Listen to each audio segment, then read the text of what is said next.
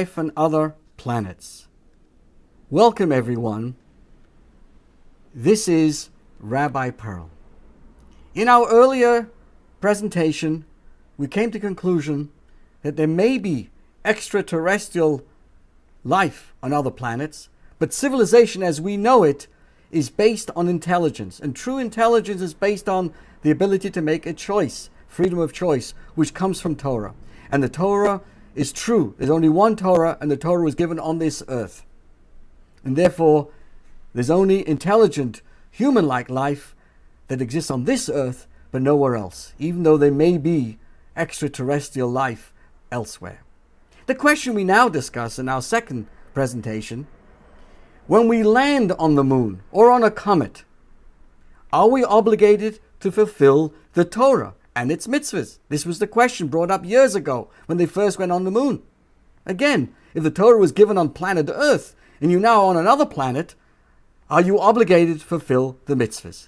And I share with you a fascinating letter from the Lubavitcher Rebbe written way back in 1961, where he writes, "I received your letter of April 24th, in which you write about the apparent contradiction between the latest scientific attempts to penetrate outer space, especially reaching the moon, which seems to contradict the statement in the Torah, the heavens belong to God, and the earth he gave to the children of man."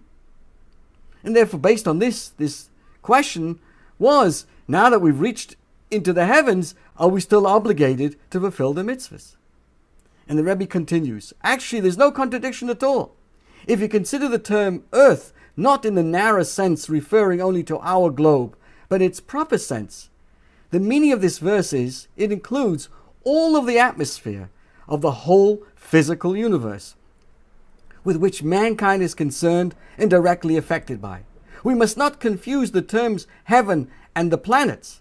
The stars and the planets and the moon are not called heaven, since heaven is something spiritual, whereas all these planets are physical and belong to the physical universe.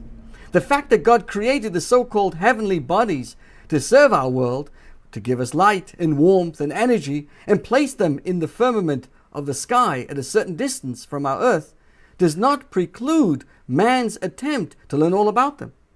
Similarly, when the Torah states that God placed the moon in the sky to give us light on earth, this does not exclude the possibility of man's landing on it at some future time, as today, right? With going into, reaching up into the comets. The meaning of the verse, the heavens belong to God, is in the sense that while God is everywhere, including the heavens, man was placed in the physical universe and is part of it, and therefore must make the most of it, as long as there is life on this earth. So there is nothing in actual scientific experiments and accomplishments that contradicts the Torah, nor is there a possibility, since the Torah is truth. And the Rebbe concludes with blessings. What I find fascinating is, while man seeks to land on planets and comets, Hashem, God, keeps on landing souls on this earth. Think about this. To successfully land a man on the moon, a tremendous investment of effort and care was required to execute every detail according to plan. Yet despite all of this, it is no more than a pale metaphor for the journey of the soul, of our neshama, of our soul, that comes, that issues forth from beneath the throne of the glory, from underneath the seat, so to speak, of God, and travels all the way down to this lowly physical material world. The distance of the moon is approximately 385,000 kilometers. In the final analysis, traveling there is qualitatively like the flight of any rocket within the Earth's atmosphere. It is just a greater distance.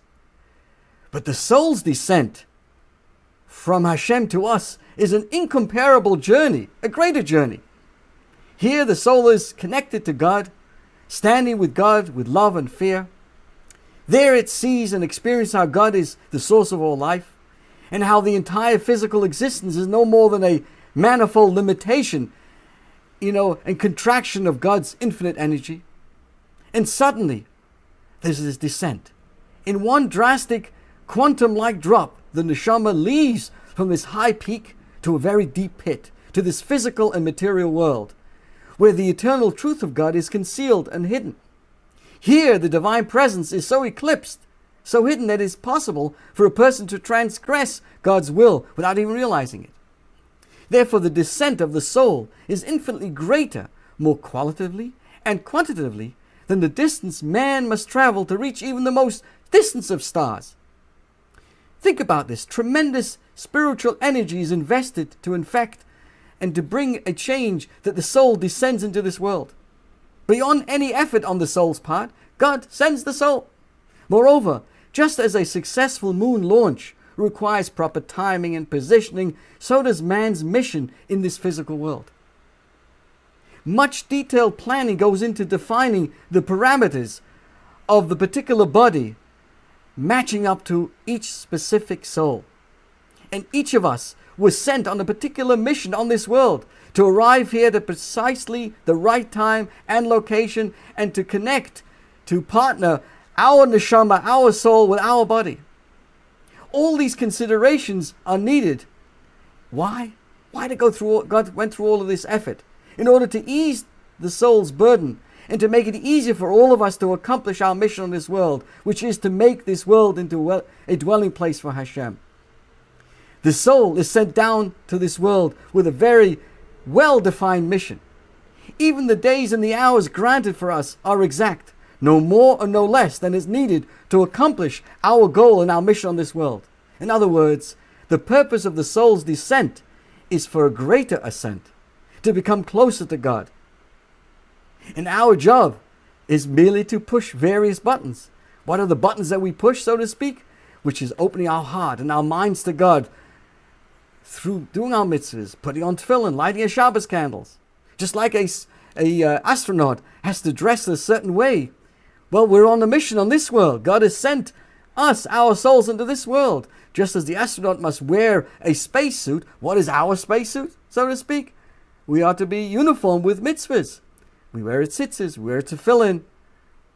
All these are all reflections of our mission on this world. Then, when Hashem sends us, just like in the spaceships, they're sent up to probe the stars, the moon. It's controlled by the space centers. So too, God, so to speak, sits in the heavens and directs everything in the best way through His control panel. And each of us, so to speak, each of us play our important role in making this world a dwelling place.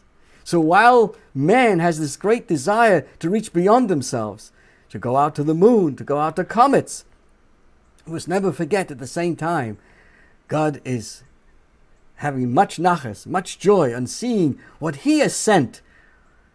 The souls, the thousands and millions of souls sent onto the earth for us to accomplish so much. May Hashem bless us to be successful with good health and prosperity to fulfill our missions and ultimately see the ultimate mission of the entire world, of all this effort, in the coming of the redemption, the coming of Mashiach. This is Rabbi Pearl. Thank you so much for joining us today.